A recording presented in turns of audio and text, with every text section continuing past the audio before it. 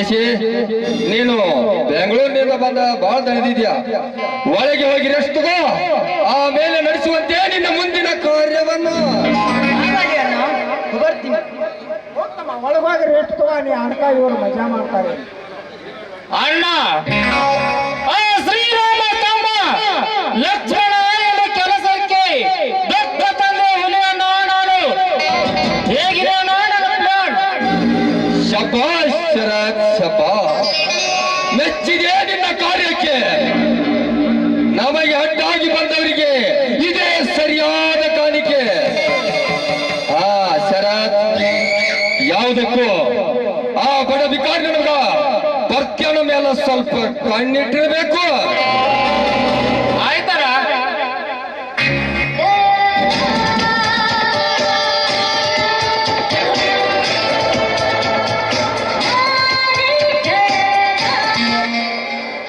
ಯಜಮಾನ್ರಿ, ಯಜಮಾನ್ರಿ, ಯಾರಮ್ಮ ನೀನು?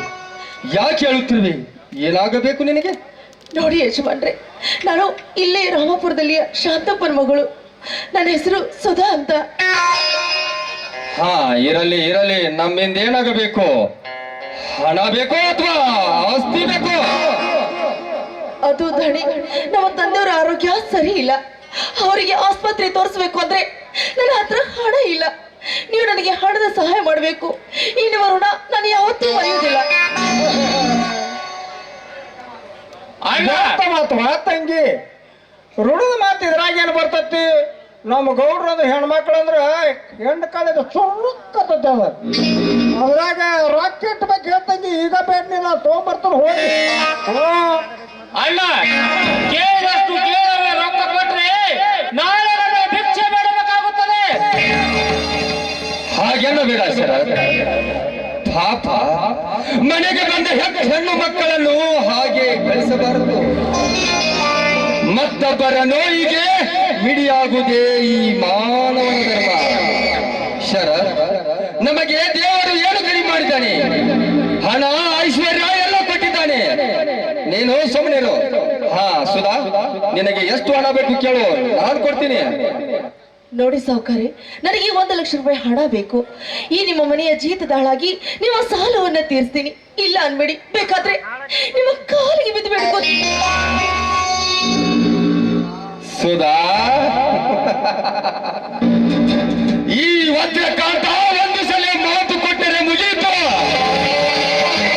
ಹಿಂದ ಸರಿಯುವ ಮಾತೇ ಇಲ್ಲ. ಆದ್ರೆ ನಂದೊಂದು ಕಂಡೀಷನ್ ಐತೆ. ಅದೇನಾಯ್ತು ಹೇಳಿದರೆ ನನ್ನ ಪ್ರಾಣ ಬೇಕಾದ್ರೂ ಆ ನಿಮ್ಮ ಕೆಲಸ ಮಾಡ್ತೀನಿ. ಸುಧಾ, ನಿನಗೆ ನಾನು ಯಾವ ಆಧಾರ ಪತ್ರವಿಲ್ಲದೆ ನಾನು ನಿನಗೆ ಹಣ ಕೊಡುತ್ತೇನೆ. ಆದ್ರೆ ನೀನು ನಾನು ಹೇಳಿದಂಗೆ ಕೇಳುತ್ತೇನೆಂದು ನನಗೆ ಪ್ರಮಾಣ ಮಾಡಬೇಕು. ಇಷ್ಟ ತಾನೆ? ನೋಡಿ, ನನ್ನ ದೇವರಾಣಿಗೂ ನನ್ನ ತಂದೆ ತಾಯಿ ಅಣಿಯಾಗೂ ನಮ್ಮ ಮನೆ ದೇವರಾಣಿಯಾಗಿಯೂ ಈ ನಿಮ್ಮ ಮಾತನ್ನ ನಾನು ತಪ್ಪಿ ನಡೆಯಲಾರೆ ಗೌಡ್ರೆ. ಶೀನ್ಯಾ, ಲೇ ಶೀನ್ಯಾ, ಒಳಗ ತೇಜ್ರಿಯಾಗ ಹಣ ಇದೆ. ಒಳಗೋಗಿ 1 ಲಕ್ಷ ಹಣ ತಂದು ಕೊಡು. ಹೋಗು, ಬೇಗನೆ ತಗೊಂಡು ಬಾ.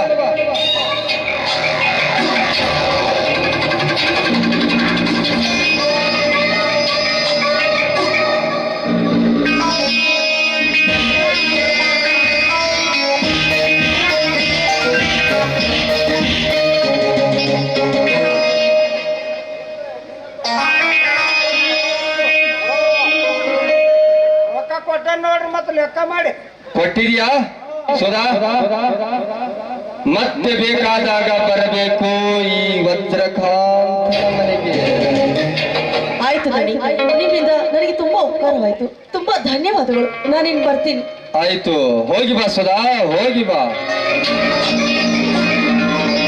ಅಣ್ಣ, ಬಡ ಬಿಕಾರರಿಗೆ ಸಾಲ ಕೊಟ್ರೆ ನಾಳೆ ನಾವು ಭಿಕ್ಷೆ ಬೇಡಬೇಕಾಗುತ್ತದೆ. ಕೇಳಿದಷ್ಟು ಕೇಳಿದವರಿಗೆ ಹಣ ಕೊಟ್ರೆ ಮುಂದೆ ನಮ್ಮ ಪರಿಸ್ಥಿತಿ ಏನಾಗುತ್ತದೆ ಎಂದು ಯೋಚನೆ ಮಾಡು.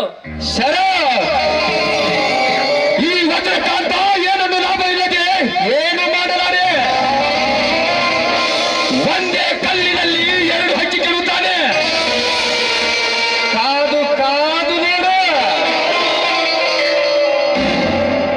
ಹೇಗೆ ಅಣ್ಣ? ಸಸ್ಪೆನ್ಸ್ ಸರ, ಸಸ್ಪೆನ್ಸ್. ನಾನು ಮಾಡುತ್ತಿರುವ ಕಾರ್ಯ ದೇವರಿಗೂ ಸಹ ಅರ್ಥವಾಗುತ್ತಿಲ್ಲ, ಅಂಥದ್ರಲ್ಲಿ ಇವಳಿಗೆ ಅರ್ಥವಾಗುತ್ತದೆ.